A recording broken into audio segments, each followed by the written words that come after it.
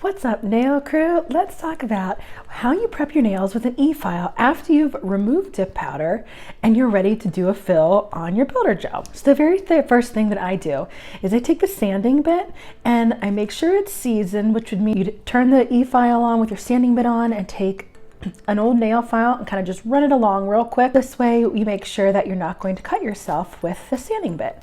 And you want to start going around your cuticles to remove all the invisible cuticle. And I go around each nail and rough up the top of my nail a little bit, just because then I'll be starting to get ready to prep my nails for the builder gel as well. And I really like to use the sanding bit when I'm doing this for pretty much the entire prep process.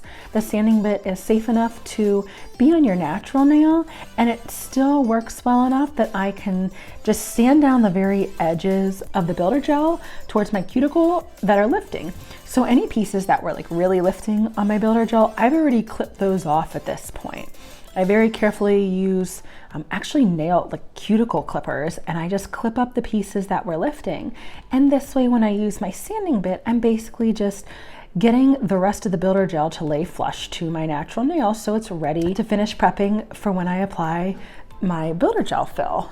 After I'm done with the sanding bit, I use this little tiny cuticle bit, and it is awesome. It really helps you get out, after you're done with the sanding bit, really helps you get out all of the excess cuticle that maybe the sanding bit might have missed. And I will tell you, I forgot to use this on my last mani, and I really noticed a big difference. Like, I'm looking at my cuticles right now with my nails done, and I can see the cuticle, the invisible cuticle that I kind of missed because I forgot to use this awesome little tool.